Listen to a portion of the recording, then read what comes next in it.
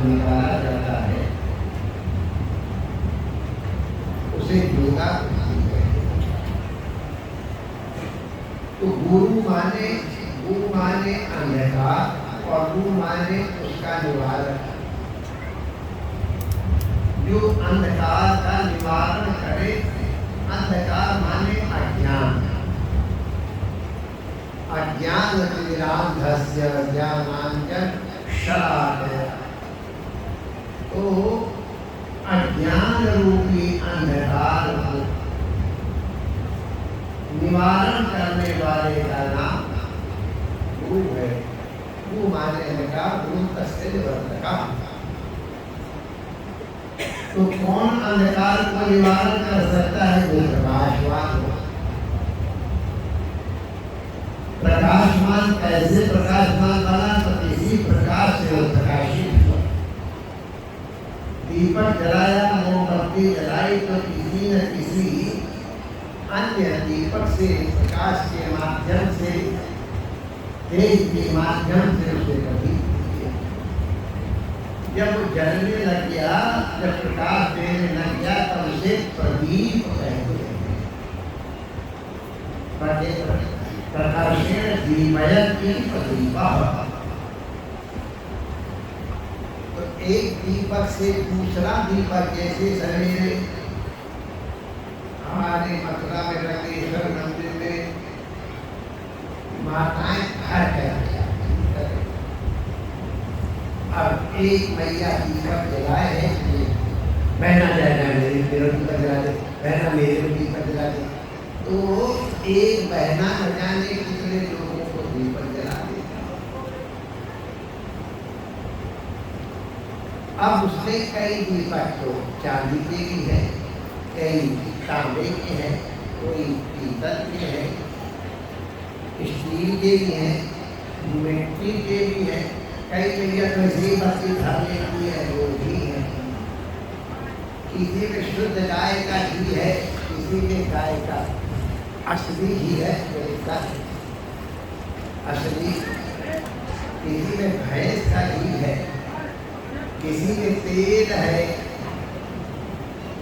तेल भी किसी में नारियल का तेल है, बादाम का तेल है, चमेली का तेल है। हमारे चमेली नहीं चला। अरे मिट्टी का तेल है वो। दीपक जलाने वाला दीपक ये नहीं देखता है कि सोने का दीपक है कि चांदी का है कि मिट्टी का, स्टील का है, गैया का घी है कि भैंस का घी है कि तेल है का नहीं। जो जलने के लिए, प्रदीप होने के लिए आ गया, उसको प्रदीप करना प्रदीप का काम है। आजकल पता नहीं क्या व्यवस्था है। हम लोग जब छोटे थे, घर में दीपावली के दिन महालक्ष्मी का दीपक जलाया जाता था, उसका पूजन होता था, और उस एक दीपक से हजारों दीपक तो शायद हमारे ही घर में जलाए जाते हो। बड़ा भारी एक दीपक से इतने हजार दीपक जलाए गए। तो हमारे यहाँ विचार करते हैं कि एक दीपक, उस दीपक जला, वो दीपक उससे जला, वो दीपक उससे जला, तो पहला दीपक कैसे जला और उसको किसने जलाया? अगर किसी दीपक उसको किसने जलाया? तो अंत में एक जगह रुकना पड़ता है। अंग्रेजी में उसको इन्फिनिट रिग्रेस कहते हैं और संस्कृत में उसको अनवस्था है। तो अनवस्था दोष के निवारण के लिए एक जो अंतिम दीपक है उसे स्वयं प्रदीप कहते हैं। वो अपने आप में प्रदीप है। जो अपने आप में प्रदीप है, स्वयं प्रदीप है, स्वयं प्रकाश है, उसे हम परमात्मा कहते हैं। परमात्मा ने भागवत के हिसाब से सबसे पहले की करता ब्रह्मा अज्ञान में फंसे थे, हर जीव का पुत्र होता है। तो ब्रह्मा ने उनको तप करने के लिए कहा, तप किया उन्होंने। तो तप माने अपनी इंद्रियों का निग्रह किया, पराग दिखानी जो थी उनको अंतर्मुख किया और उनको अपने स्पर्श मात्र से प्रदीप्त कर दिया। तो ब्रह्मा प्रदीप्त हो गए, प्रकाशमान हो गए। अब जैसे एक दीपक किसी दीपक से जला है तो दूसरा जला हुआ दीपक सारी वो क्वालिटी रखता है जो उसने पहले दीपक में से प्राप्त की है। तो ब्रह्मा जब प्रदीप्त हो गए तब उन्होंने नारद जी को प्रदीप्त किया, सरकारिकों को प्रदीप्त किया। सरकारिकों ने वो जब सामर्थ्य प्राप्त कर ली तो उन्होंने व्यास को, नारदादि को प्रदीप्त किया।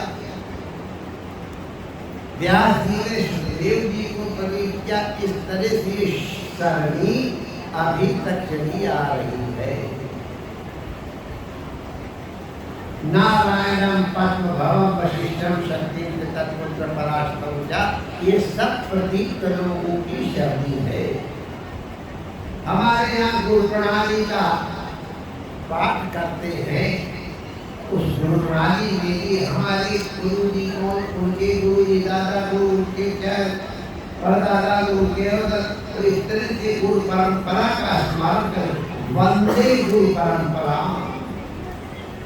हम अपनी गुरु परंपरा को प्रणाम करते हैं और इस गुरु परंपरा का प्रारंभ परमात्मा से हुआ है। उन्हीं का प्रकाश, तस्य भाषा सर्वविदं विभाति, उन्हीं के प्रकाश से ही सबके सब प्रकाशित हैं।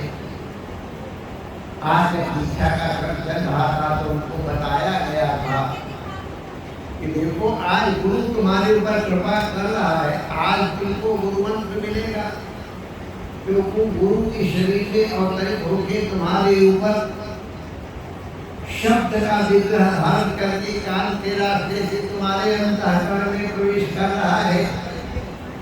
आज तो मिलेगा, दीक्षा के समय वो गुरु मंत्र होगा। और आज अगर तुमने प्रमाण कर दिया, स्खलन कर दिया तो बताया जाएगा तो मंत्र होगा। गुरु मंत्र तो आज के दिन ही मिलेगा। जिनके दिन दीक्षा हुई है उस दिन सद्गुरु परमात्मा कृपा करके अपने आप को करेगा। तो ये चमड़ा गुरु नहीं है। इस चमड़े के माध्यम से जो प्रकाशित हो रहा है, ज्ञान दे रहा है, वो तुम्हारा गुरु है। तो आप कहोगे कि फिर इस चमड़े की काहे पूजा हम कर रहे थे, घंटों लग करके और केसर का जल ले करके और चढ़ा रहे थे और दंडवत कर रहे थे। तो माई डियर, जैसे अपने राधा कृष्ण भगवान का मंदिर है, अब सबको मालूम है कि पत्थर की मूर्ति है, लेकिन अगर कोई कहे पत्थर के भगवान है तो भैया जी उसके सर पे पत्थर मार देगा। तो भैया सारे पत्थर है, तो भले वो पत्थर है, जब मूर्ति नहीं बनी थी तो वो पत्थर था, जब कारीगर ने बना दिया तो बनी मूर्ति, और जब उनकी प्राण प्रतिष्ठा हो गई, महापुरुषों ने उन्हें न्यास किया, अपने प्राणों को उसमें स्थापित किया, उसी को प्राण प्रतिष्ठा कहते। तो मूर्ति सजीव हो जाती है और तब उसे विग्रह कहते हैं। ये भगवान का विग्रह है, भले मूर्ति है लेकिन वो विग्रह है, प्राण प्रतिष्ठित है। वो निग्रह अनुग्रह करने में समर्थ है, कृपा करने में समर्थ है। उसको भूख लगती है इसलिए भूख लगाना पड़ता है, उसको ठंड लगती है इसलिए कपड़ा ओढ़ाना पड़ता है, नींद आती है तो रात को नैनों में नींद हरियाई रमण बिहारी के गाया जाता है। तो जैसा जैसा हमारी आवश्यकता होती उसी का रूप कल्पना करके भगवान के लिए ही।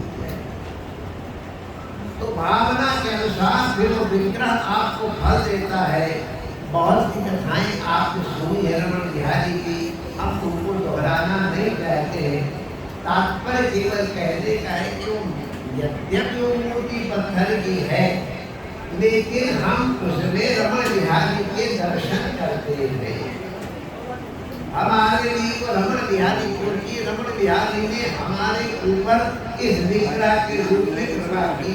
हमारे गुरु जी के गुरु जी के गुरु जी को परम पूज्य अनंत श्री समलंकृत तपस्वी भगवान बाबा ज्ञानदास जी महाराज के ऊपर उन्होंने इस रूप में अनुग्रह किया। उन्होंने इसे सजीव किया। उनके सजीव किए हुए विग्रह को हमारे दादा गुरु, हमारे परदादा गुरु हो गए, दादा गुरु काशिकाचार्य भगवान गोपाल दास जी ने महाराज ने उनकी सेवा की।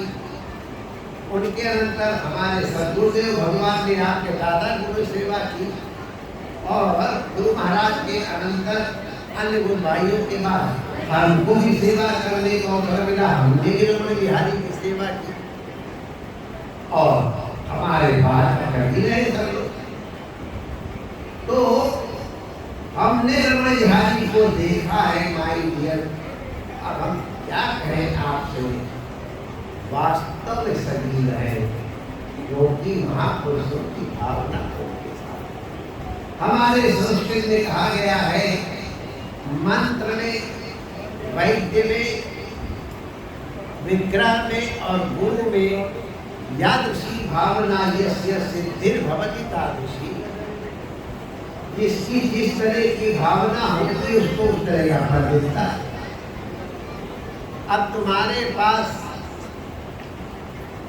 सोना है, अब उस सोने से तुम क्या खरीदते हो ये तुम्हारे ऊपर। तुम उस सोने से जुआ खेलो जा करके तो यार मजा आ गया, बड़े नोट के लिए तो सोना मना नहीं करेगा हमको जुआ खेलने में मत लगाओ। वही दवाई पीने में, समझ गए दवाई मतलब वो वाली दवाई उसमें लगा दे तो मना थोड़ा करेगा। कोई 4 टांग वाला, कोई 2 टांग वाला खाने में लगा दो, मना नहीं करेगा। और वही अगर कोई अरे भैया इसकी मूर्ति बनवा लेंगे, पूजा करेंगे तो सोना मना नहीं करेगा। हम उसको सत्कर्म में लगा देंगे, अस्पताल बनवाने में, मंदिर बनवाने में, विद्यार्थी को पढ़ाने में, किसी भूखे को मना नहीं करेगा। किसी भी सत्कर्म में लगाओ उसके अनुसार उसकी महिमा बढ़ेगी, तब से तो फल भी प्राप्त होगा। तो कोई लोग गुरु जी के पास कई तो बड़े जो युवा के लिए अपने अहंकार को संभालने के लिए आते हैं। महाराज मैं उनका शिष्य हूँ, तो मैं समझ जाता है अरे तो भाई महात्मा के शिष्य पूरी टोका हो जाते हैं। जब तुमको है तो 2 पंप और मैं भर देता हूँ। हमारा क्या भी करना है, बात हम तो ये अभिमान के लिए करते हैं। गुरु किया जाता अभिमान के नाश के लिए, और तो उसका अपने अभिमान के पोषण के लिए प्रयोग करके तुम्हारी बुद्धि। कई लोग लौकिक स्वार्थ के लिए गुरु शक्ति करते हैं, हमारा ये काम बन जाए। अरे कई करे महाराज ऐसे काम था, उस गुरु जी ने से दीक्षा ली, आयु अरबपति हो गए। मैं आपको बता दूं सच्ची सच्ची, ऐसे धोखे मत रहना कि हमारे चेला बन जाओ, अरबपति बन जाओगे, ऐसा कुछ धोखे में मत रहना। कई अरबपति दूसरी तरह के हो गए, धोखे मत रहना भाई। तुम्हारी मेहनत से, कमाई से तुम तरक्की करोगे। हमारी दीक्षा लेने से तुम कई बड़े भारी अरबपति खरबपति से मत रहना। महाराज आपका आशीर्वाद दे दो, मेरा नंबर उसमें आ जाए। हमारा ही नंबर दिया है, तुम्हारा कहाँ जाएगा? हम भी मानते होते। महाराज हमारे बहू इतने दिन हो गए, इसके भारी नहीं हुए, अब भला बताओ हमारी कौन सी एक्सपर्टीज है उसमें? अरे उसके एक्सपर्ट है उससे पूछो।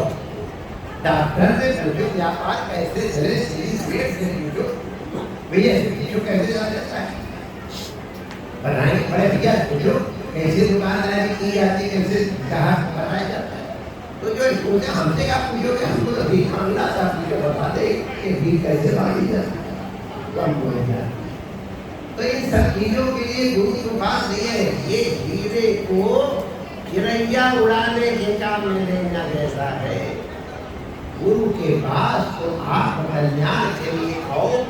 अगर आत्मकल्याण का मार्ग तुमको दृष्ट हो गया तो तुम्हारा संसार भी बन जाएगा। अगर तुमको अपना स्वरूप पता चल गया तो जिस ढंग से तुम अपना संसार चलाओगे, जितने आनंद ले पाओगे, तुमको न काम छोड़ने की जरूरत है, न क्रोध छोड़ने की जरूरत है, न लोभ छोड़ने की जरूरत है, ना वो छोड़ने की जरूरत है। खाली उनको भगवान के साथ जोड़ना है। गुरु की कृपा से वही जुड़ने के लिए आप लोग और सब कुछ छोड़ के किनारे हो गए, लेकिन ये सब नहीं छूटे तो संसार को छोड़ दोगे सबके साथ, हमको रोटी कौन खिलाएगा, हो इतना इंतजाम कौन करेगा। काम ना छोड़ो, काम ना छोड़ो, कामना छोड़ो। काम के पीछे जो कामना है वो अगर छोड़ दोगे तो तुम्हारा काम बन जाएगा। वासना छोड़ो, वासना ने घर, वासना छोड़ो, वासना छोड़ो। अगर तुम्हारी वासना छूट गई तो तुम घर में रहते हुए भी, अरे राजा जनक तो राजा महाराजा थे, सुखदेव खाली मूर्ति लगाए हो आप अंदर। तो तात्पर्य क्या है कि गुरु का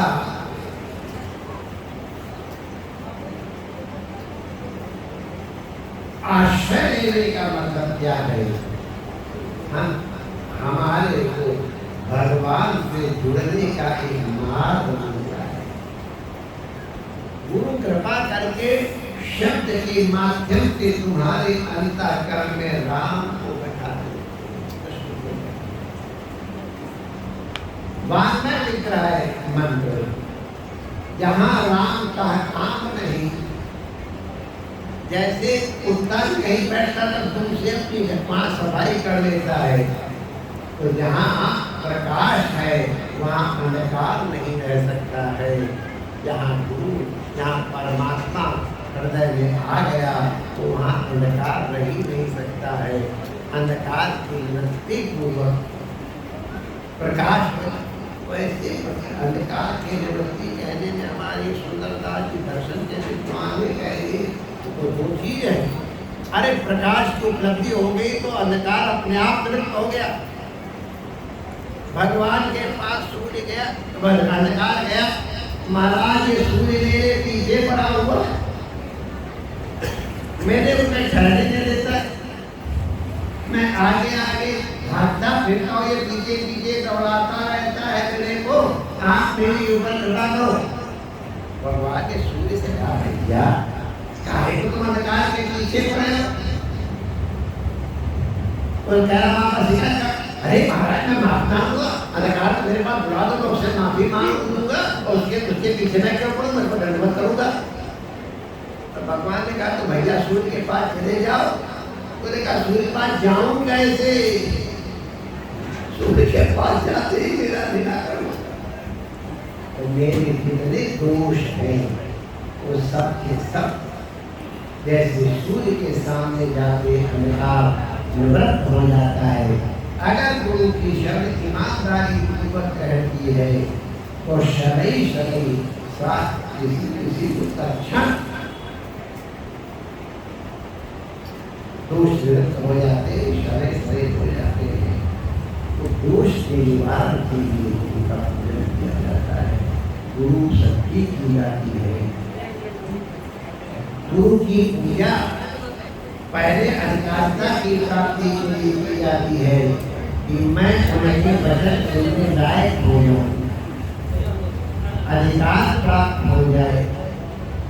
फिर जब पहुंच गए तब हमारा अंधकार निवारण हो, हमको गुरु के प्रसाद को इसलिए प्रणाम किया जाता है, ज्ञान की प्राप्ति के लिए, दोष निवृत्ति के लिए।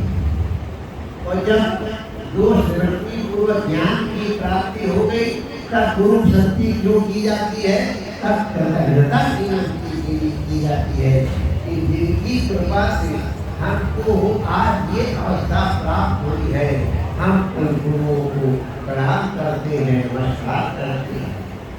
तो तीनों अवस्थाओं में गुरु की पूजा उपासना और की जाती है। साधक भी हो, सिद्ध भी हो और जिज्ञासु हो, किसी भी तरह को आप जिज्ञासु हो, अरे किसी मतलब से भी कर रहे तो ही कोई बुरी बात नहीं है। अन्य के पास जाओगे तो उनको जलाएंगे, मन से जलाओ। तो इसलिए गुरु कृपा की प्राप्ति के लिए, अंधकार की निवृत्ति के लिए गुरु के परमात्मा का ही पूजन और वरण किया जाता है। आप लोगों की सुविधा के लिए आपके सेवादारों भाइयों ने व्यवस्था की, बड़ी कठिनाई से हो पाता है, इसलिए यहाँ कोई सुविधा से हो गया। तो जो व्यवस्था में थे उन्होंने पूरा प्रयास किया आपको अधिक से अधिक सुविधा मिले। अब इस व्यवस्था में उनको कभी कहीं अंग्रेजी में स्ट्रिक्ट भी होना पड़ा, कहीं को थोड़ा स्ट्रिक्ट लैंग्वेज का भी प्रयोग करना पड़ा। वो आपके हित के लिए उन्होंने किया है। आप सुविधा पूर्वक पूजा कर ये ट्रैफिक पुलिस वाला ये आपकी स्वतंत्रता का बाधक नहीं कि हमारी गाड़ी चली जा रही थी और ऐसे हाथ करके रोक दिया। ट्रैफिक वाला आपकी गाड़ी को रोकने के लिए नहीं खड़ा है, आपकी गाड़ी बिना रुके हुए चलती रहे इसलिए रोकता है। अगर सभी लोग बिना रुके चलते ही रहेंगे तो कहीं कोई नहीं पहुंच पाएगा। सब लोग किसी को रोका, किसी को बढ़ाया जाता है, तो उससे ट्रैफिक चलती रहती है। इसी क्रम में यहाँ पर व्यवस्था की गई, फिर भी व्यवस्था होने पर भी बहुत अच्छी रही। अब जरूर व्यवस्था को साधुवाद करते हैं और आशीर्वाद भी देते हैं। भविष्य में यदि हुई यहाँ हमारी बात को केवल देखा गया, हमारे सभाए बड़े लोग, क्योंकि यहाँ मेरे को लगता हुआ आ जाए क्या करना, पैसे तो रहना है, लेकिन अभी हमारे सिंह तो क्या करें, हमारा तो छोड़े भाग गए, बैठना पड़े, लेकिन फिर भी जैसा होगा बताया जाएगा। आप लोगों ने बड़े भावपूर्वक पूजन भी किया और यहाँ भी धक्का मुक्की कर रहे, हल्ला बजा रहे, उनकी उनको नहीं मालूम है, लेकिन बाहर बैठ के लोग बैठे सुन रहे हैं, ध्यान दिखाई पड़ रहे हैं, उनको हम जरूर साधुवाद देते हैं। इसी प्रकार से श्रवण करना चाहिए, परमात्मा करना चाहिए। सर्वे भद्राणि पश्यन्तु मा कश्चित् दुःखात् भवेत्। ओम शांति शांति शांति। श्री रमण बिहारी श्री गुरु जन्मोत्सव की जय, आज की आनंद की जय, जय जय श्री राम जय।